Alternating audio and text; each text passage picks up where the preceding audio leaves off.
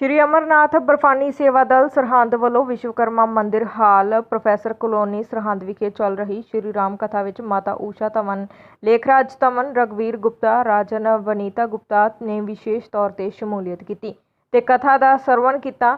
उन्होंने संगतां नूं कहा कि अजिही धार्मिक समागम लोकां विच धार्मिक विचार पैदा करते हैं, जिन्हां विच सारिआं नूं शामिल होकर अपना मन निर्मल बनाउणा चाहीदा। कथा करदिआं गोपाल मोहन भारद्वाज करनपुर वालियां ने कहा कि अज इंसान का चरित्र धुंधला हुंदा जा रहा है ते उसदे मन विच छल कपट दा वास हो चुका है।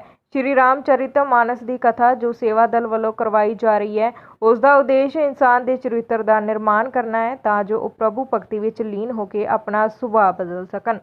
संपर्क कर सकता है। विनीत गुप्ता जी, राजीव गुप्ता जी, श्री लाभकुमार अग्रवाल जी, लाभकुमार अग्रवाल जी,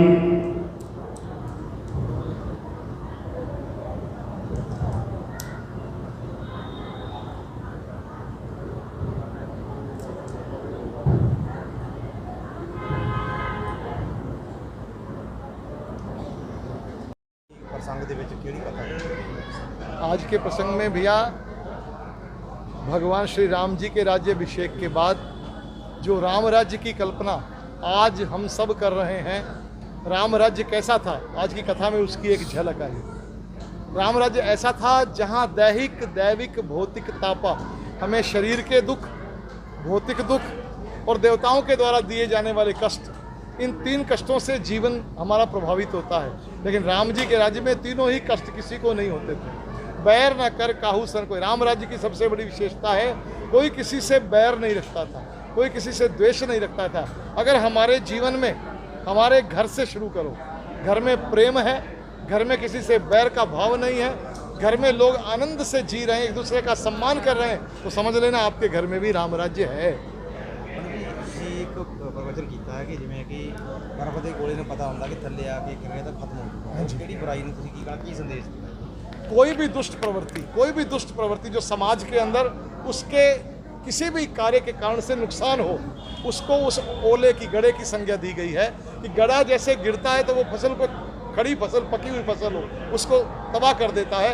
ऐसे दुष्ट व्यक्ति कोई ऐसा काम कर देता है कि उसकी पूरे समाज में हानि हो जाती है, नुकसान हो जाता है। ये संगत को की अपील करते हैं? संगत से यही प्रार्थना है कि आप उस गड़े की तरह ना बनो, आप उस जल की बरसात की बूंद की तरह बनो जो रिस करके ऐसे रसीली अपने जीवन को बनाओ जो रिस करके इस फसल को पैदा करे, उस फसल को उपजाए, न कि गड़े की तरह फसल को समाप्त कर दे। जीवन को रसमय बनाओ, आनंद में बनाओ, परोपकार वाला जीवन बनाओ। जय श्री राम। अज श्री अमरनाथ बर्फानी सेवा दल वालों जो राम कथा का आयोजन किया जा रहा है, अज कथा का दूसरा दिन सी। अज कथा च गोपाल मोहन भारद्वाज जी ਜਿਹੜੇ कथा व्यास ने उन्होंने वालों अज उत्तरकांड से बहुत ही वधिया संवाद ਜਿਹੜੇ ਸੀ अज सारे प्रभु भगतां ਨੂੰ सुनाए गए। ਅਸੀਂ ਸਾਰਿਆਂ ਨੂੰ यही अपील करते हैं भी शहर निवासियों ਨੂੰ ਵੱਧ ਤੋਂ ਵੱਧ संगत ਇੱਥੇ पहुँचे और इस कथा का आनंद ले। अज विशेष रूप से साढ़े जी मेन पूजा सी साड़ी अज की वो माता ऊषा धवन जी लेखराज जी के परिवार वालों करवाई गई, तो जिहड़ा अज की प्रसाद की व्यवस्था सी वो भी उन्होंने परिवार वालों दी गई और विश्वकर्मा मंदिर कमेटी जी है उन्हें भी इस अपना योगदान पाया प्रसाद में। असी उन्होंने भी बहुत बहुत आभारी हाँ। मेरी सारे शहर वासियों को अपील है भी वध तो वध संगत जी है इस कथा में पहुँचे और प्रभु राम की कथा का रसपान करे। जय श्री राम। श्री अमरनाथ बर्फानी सेवा दल वालों साडे व्यासपीठ गोपाल मोहन भारद्वाज जी के मुखारबिन तो अज असी दूसरे दिन की उत्तरकांड की कथा नूं श्रवण किया। लोगों के विच क्योंकि ये नवां स्टाइल के नाल, क्योंकि पहला श्री रामायण का ये सैकेंड पार्ट है जिहड़ा आपां सुन रहे हैं, साडे शहर के विच पहली बार इस तरह की कथा हो रही है। लोगों के विच काफ़ी करेज है इस कथा नूं सुनन दे लई। असीं सारिआं नूं बेनती करते हैं कि वध चढ़ के इस महायज्ञ दे विच आके अपने जीवन नूं सफल बनाओ। जय श्री राम।